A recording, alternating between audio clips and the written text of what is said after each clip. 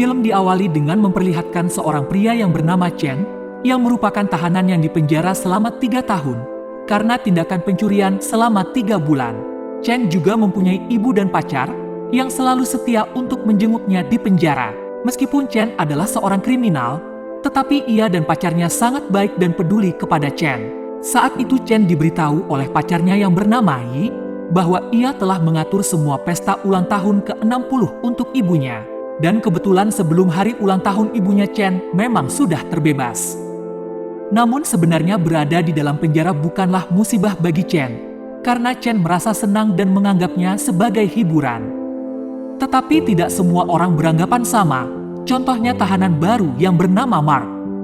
Di mana Mark ini selalu dipukuli oleh salah satu geng terbesar di penjara tersebut, dan itu merupakan hal yang normal bagi tahanan baru. Jadi Mark ini ditahan karena diduga telah menerima suap. Ia dipenjara selama 5 tahun. Namun Mark merasa bahwa dirinya telah dijebak.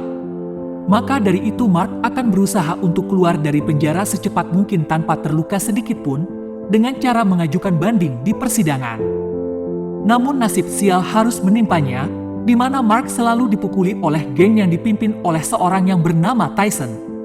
Tyson merupakan orang terkuat nomor 2 di dalam penjara. Tyson terkena hukuman seumur hidup. Maka dari itulah Tyson berani bertindak seenaknya tanpa memikirkan konsekuensinya. Tujuan Tyson memukuli Mark karena Tyson telah dibayar oleh seseorang yang telah menuduh Mark agar Mark tidak mengajukan banding di persidangan. Suatu ketika pemukulan terhadap Mark diketahui oleh sipir, sehingga Tyson dan Mark harus dibawa ke hadapan kepala sipir. Tidak hanya itu, Chen juga terkena imbasnya, meskipun dirinya tidak ikut campur dalam pemukulan tersebut. Dan inilah kepala sipir yang bernama Tang, yaitu sipir yang berkuasa atas semua kegiatan di dalam penjara. Ia sudah menjalani tugasnya selama 30 tahun dan akan mendapatkan promosi jabatan. Maka dari itu tujuan kepala sipir memanggil Tyson adalah untuk memperingatkan dan memintanya agar selama 3 bulan ke depan tidak ada keributan di dalam penjara. Mark ternyata tidak setuju dengan peraturan dari kepala sipir tersebut karena Mark ingin balas dendam terhadap Tyson. Namun Chen memperingatkan Mark untuk tidak melakukannya karena Mark tetap akan dipukuli. Tak lama kemudian tiba-tiba muncullah seorang dari salah satu penguasa selain Tyson, yaitu Lang atau biasa dipanggil sebagai penggilas besar. Ia baru saja keluar dari ruangan isolasi. Lang dihukum selama 30 tahun karena kasus pembunuhan. Lang mempunyai kekuasaan beberapa tahun ke belakang, namun kepala sipir yang memihak Tyson sengaja membuat kekuasaan dari Lang melemah. Bahkan kepala sipir juga berpesan kepada Lang untuk tidak membuat keributan juga. Sedangkan Chen yang mulai dekat dengan Mark, menyuruhnya untuk bergabung dengan kelompok dari Lang agar Tyson tidak memukulinya lagi. Chen pun membawa Mark ke tempat pekerjaan tukang kayu, di mana pekerjaan itu yang dikuasai oleh Lang. Chen juga menjelaskan bahwa kelompok Lang sangat mementingkan persaudaraan. Chen juga berpesan untuk tidak membahas tentang putrinya Lang yang sudah meninggal, karena itu adalah kelemahannya.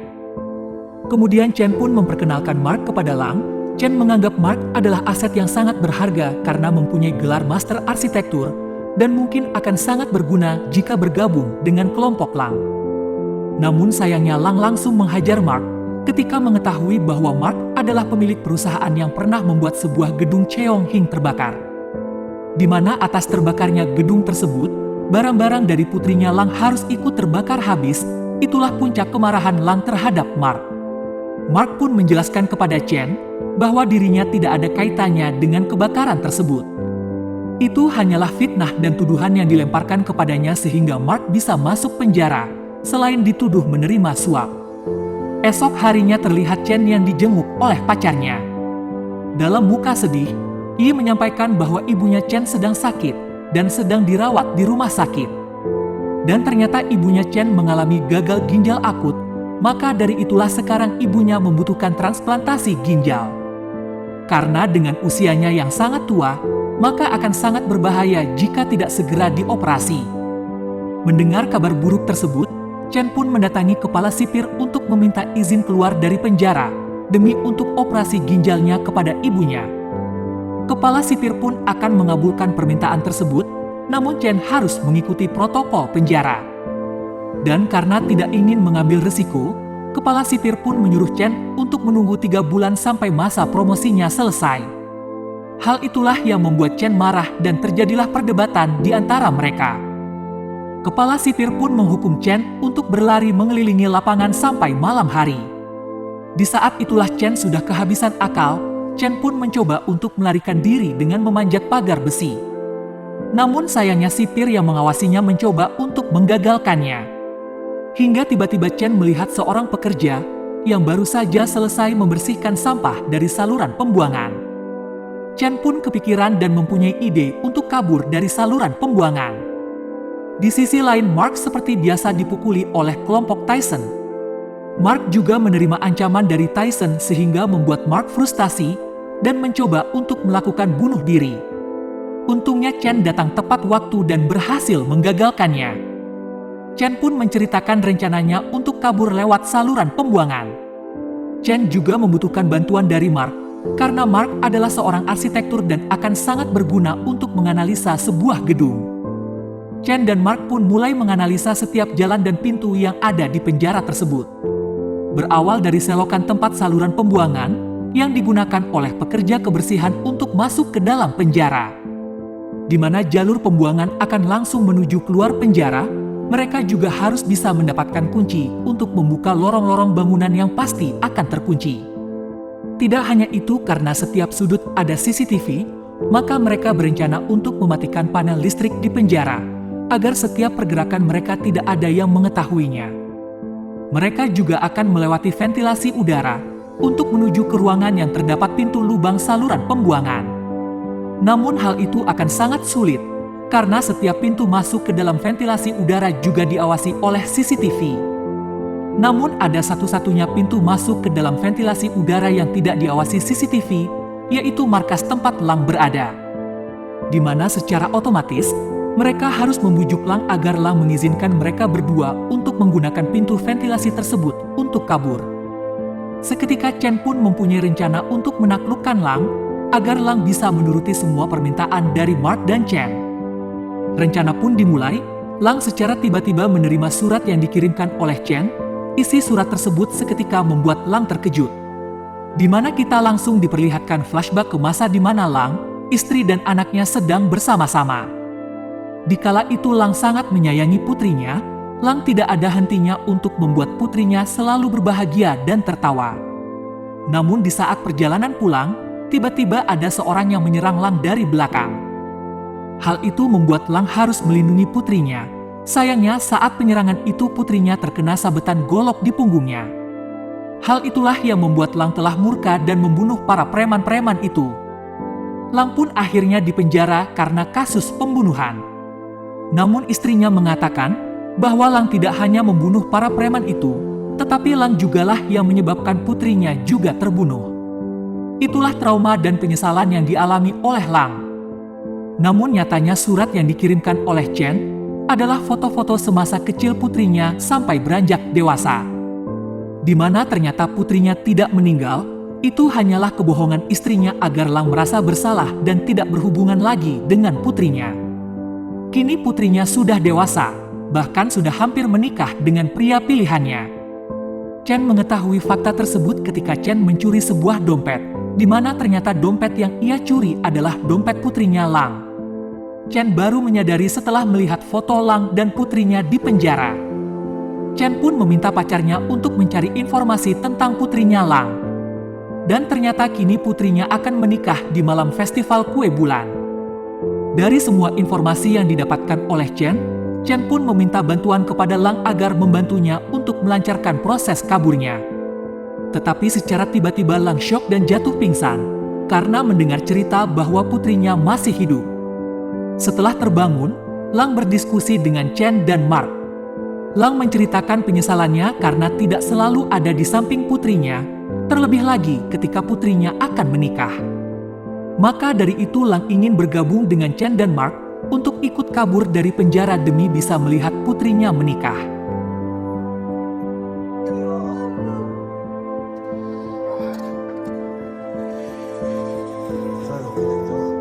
Chen pun menjelaskan rencananya kepada Lang. Pertama membuka gerbang di lapangan terbuka, kemudian masuk ventilasi yang ada di ruangan Lang. Setelah itu mereka berhenti dulu di ruangan panel untuk mematikan listrik agar semua CCTV mati. Dan karena listrik padam maka alarm akan berbunyi. Di saat itulah mereka mempunyai waktu 10 menit untuk membobol pintu dan pergi menuju ruangan administrasi di mana tempat pintu masuk pembuangan berada. Setelah keluar dari pembuangan, mereka akan dijemput oleh pacarnya Chen. Rencana kabur tersebut akan dilakukan ketika malam festival karena pejabat pengadil akan datang ke penjara dan tentu hal itu akan membuat para sipir sibuk. Untuk festival sendiri akan diselenggarakan kurang dari 2 minggu, maka dari itu mereka akan menyiapkan beberapa kebutuhan sebelum rencananya dimulai. Pertama mereka mencoba untuk membuka ventilasi udara. Namun karena tidak mempunyai kunci, Chen kesusahan untuk membuka baut-bautnya. Hingga tiba-tiba Mark mempunyai ide, yaitu membuat kunci baut dari plastik yang dibakar dan dibekukan sesuai bentuk. Dan ternyata itu berhasil digunakan untuk membuka semua baut ventilasi udara.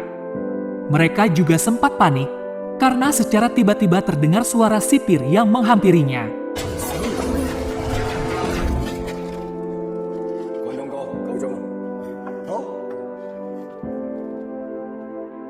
Ancaman Tyson kepada Mark masih berlanjut, di mana Tyson masih memperingatkan Mark untuk segera mencabut bandingnya. Hingga tiba-tiba Lang datang untuk membela Mark. Lang mengakui bahwa kini Mark adalah anak buahnya dan bergabung ke kelompoknya. Terjadilah perdebatan antara Tyson dengan Lang, tapi untungnya sipir berhasil melerainya. Untuk persiapan selanjutnya, Lang menyuruh anak buahnya untuk membeli sebuah lem, di mana lem tersebut akan digunakan untuk mengkopi kunci yang dipegang oleh sipir. Mereka bersiap untuk berpura-pura menabrak sipir dan sesegera mungkin akan menempelkan kuncinya di lem yang telah mereka siapkan, dan ternyata hal itu berhasil. Namun sayangnya karena terlalu panik, Chen menggenggam lem tersebut terlalu kencang sehingga membuat bentuk dari kuncinya hancur. Mereka pun mencari solusi lain untuk melakukannya lagi. Dengan alur yang sama, mereka kembali berusaha untuk mengkopi kunci tersebut. Dan kali ini mereka berhasil mengelabui sipir dan sukses mengambil bentuk dari kunci tersebut. Dari bentuk itu mereka pun membuat kuncinya dari plastik yang dibakar dan dibekukan. Langkah selanjutnya, Mark dan Chen mencoba untuk menelusuri ventilasi udara yang sudah berhasil mereka buka, di mana mereka menganalisa panel listrik, yang mana panel tersebut yang akan mereka padamkan nantinya. Kemudian mereka berlanjut ke ujung ventilasi, ternyata ventilasi ditutup secara permanen. Tentu mereka harus memikirkan kembali untuk bisa membuka ujung pintu ventilasi tersebut. Namun ketika mereka sedang memikirkan rencananya, tiba-tiba Mark diserang oleh anak buah dari Tyson. Dari sinilah terjadi keributan antara kelompok Lang dengan kelompok Tyson. Dan akhirnya mereka semua dibawa ke hadapan kepala sipir untuk menyelesaikan urusannya tersebut. Kepala sipir menawarkan untuk berkelahi 1 lawan 1 antara Tyson dengan Mark, tetapi melihat kondisi Mark yang terluka, Lang pun bersedia untuk menggantikannya melawan Tyson, dan akhirnya pertarungan antara 2 bos penjara pun terjadi. Di awal pertarungan, Lang mampu memberikan beberapa pukulan kepada Tyson. Namun dengan tubuh yang kekar, Tyson bisa menahan semua pukulan tersebut. Dan Tyson pun berhasil membalikkan keadaan dengan menghajar Lang tanpa ampun.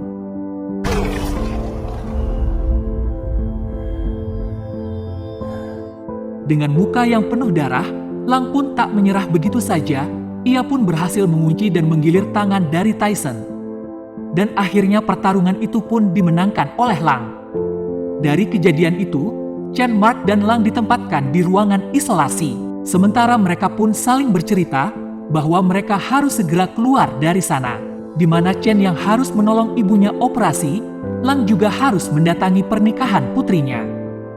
Namun berbeda dengan Mark, yang hanya ingin kabur dari penjara karena takut mati diserang oleh Tyson dan yang lainnya. Lang pun memberikan saran kepada Mark untuk tidak ikut kabur dari penjara, karena jika ketahuan maka bisa jadi hukumannya akan ditambah. Mark disuruh untuk menunggu sampai hasil sidang dan tidak perlu memikirkan Tyson, karena tangan kanan dari Lang akan selalu menjaganya dari serangan Tyson ketika Lang dan Chen berhasil kabur. Mark pun menyetujui saran tersebut dan akan menetap di penjara sementara waktu. Namun Mark akan tetap membantu proses kabur dari Chen dan Lang. Setelah berpikir, Mark yang cerdas kembali menemukan ide untuk membobol jeruji besi ventilasi udara, di mana Chen disuruh meminta bantuan pacarnya untuk mengirim gergaji besi yang diselipkan di Alkitab. Hari demi hari mereka menggergaji besi tersebut, hingga tiba-tiba Tyson dipindahkan ke pekerjaan di mana Lang dan yang lainnya bekerja, yaitu di pekerjaan tukang kayu. Dan tujuannya adalah untuk mencari dan mengawasi kegiatan dari Lang, karena kepala sipir sudah mulai curiga dengan gerak-gerik dari Lang. Tidak hanya itu, kepala sipir juga mempunyai mata-mata dari anak buah Lang, yang mana ia ditugaskan untuk mengumpulkan informasi dari kelompok Lang. Karena mendapatkan informasi tersebut, kepala sipir mengadakan inspeksi dadakan, di mana di sisi lain Chen berusaha untuk menggergaji jeruji besi. Sedangkan Lang dan Mark pun cukup panik, karena rencana mereka bisa jadi terbongkar. Dan ketika absen ternyata Chen tidak ada di dalam daftar, hal itulah yang membuat kepala sipir curiga. Kepala sipir juga bertanya kepada Tyson tentang informasi apa yang telah didapatkan. Tetapi Tyson lebih berpihak kepada Lang dan mengatakan bahwa situasinya sedang aman. Karena tidak mendapatkan informasi menguntungkan, akhirnya kepala sipir mencoba untuk menggeledah markas dari kelompok Lang. Dan untungnya Chen ternyata sudah berhasil mengamankan diri dan berpura-pura tertidur di saat jam kerja. Ternyata Tyson sudah mengetahui bahwa Lang dan Chen berencana untuk kabur dari penjara. Maka dari itu Tyson mencuri kunci yang telah dibuat oleh mereka dan mengancam akan membuangnya jika mereka tidak mengajak Tyson untuk ikut kabur bersamanya. Akhirnya mereka terpaksa harus mengajak Tyson kabur bersama, meskipun sebenarnya mereka tidak terlalu percaya dengan Tyson.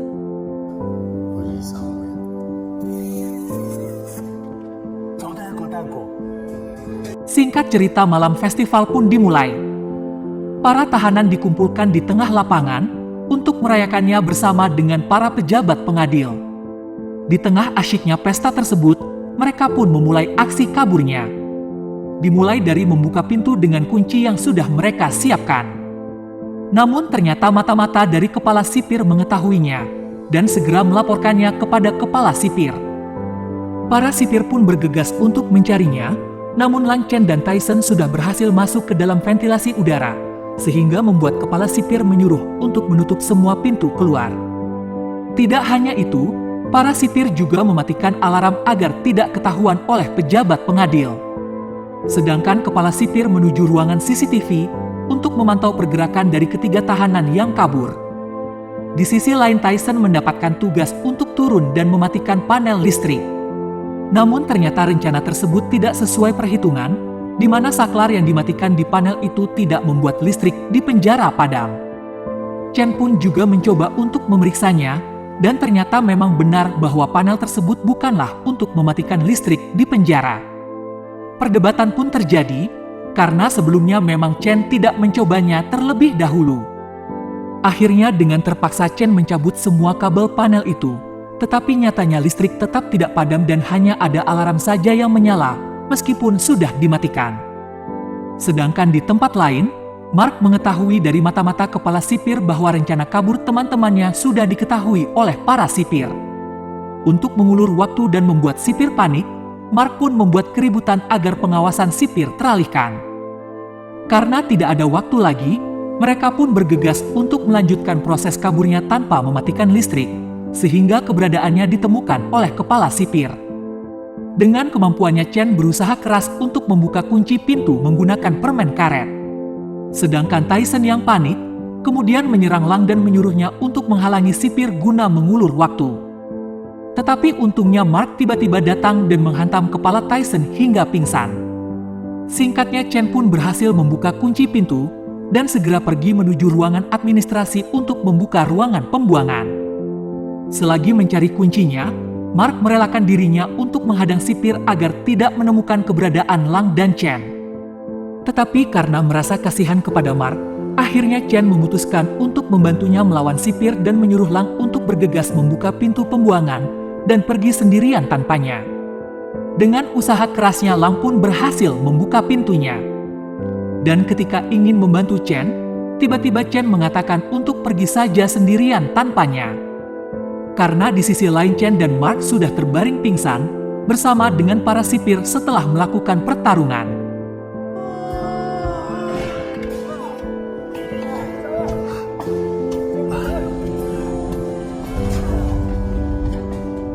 Dan akhirnya Lang pun berhasil keluar dari penjara lewat jalur pembuangan. Pacar dari Chen juga sudah menunggunya di luar. Awalnya pacar Chen ingin menjemput Chen, namun Lang melarangnya karena akan sangat berbahaya. Dan secara tiba-tiba ada sipir yang datang untuk menggagalkan pelarian tersebut. Untungnya pacarnya Chen berhasil memukulnya hingga pingsan, dan mereka pun bergegas untuk pergi dari sana. Setelah kejadian itu, Lang pun menghadiri acara pernikahan dari putrinya. Ia sempat dihadang oleh istrinya karena tidak ingin putrinya bertemu ayahnya yang seorang kriminal. Putrinya juga tidak mengetahui bahwa ayahnya masih ada. Lang berjanji tidak akan membuat keributan dan akan menyaksikannya dari jauh. Singkatnya, pernikahan pun dimulai. Lang begitu sangat senang melihat putri kesayangannya sudah menikah dan hidup bahagia. Pidato pun diucapkan dari putrinya. Ia mengucapkan rasa terima kasih kepada ibunya yang sudah merawatnya sampai besar dengan penuh kasih sayang. Tentu hal itu membuat Lang sebagai ayah sedikit sedih, karena putrinya hanya mengingat ibunya saja. Namun ketika Lang ingin pergi, tiba-tiba putrinya juga mengucapkan rasa terima kasih kepada ayahnya, karena selalu ada dan selalu membuatnya bahagia sebelum kematiannya.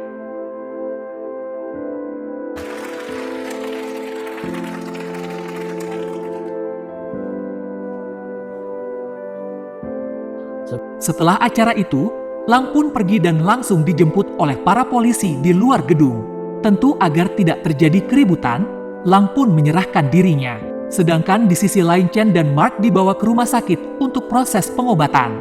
Tanpa di luar rencana, Chen pun sangat senang karena dengan dirinya dibawa ke rumah sakit, ia bisa bertemu dengan ibunya dan mendonorkan ginjalnya.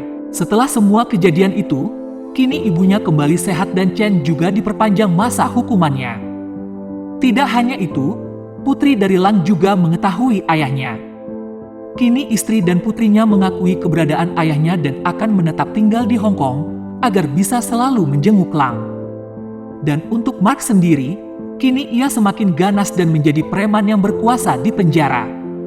Saat itu Mark dan kelompoknya mendatangi tahanan baru yang tidak lain adalah orang yang telah memfitnah Mark sehingga masuk ke dalam penjara. Dan ternyata itu hanyalah sandiwara dari Mark saja untuk menakut-nakuti tahanan baru tersebut. Tidak hanya itu, tahanan itu juga mendapatkan ancaman seperti apa yang pernah Mark terima sebelumnya, dan film pun berakhir.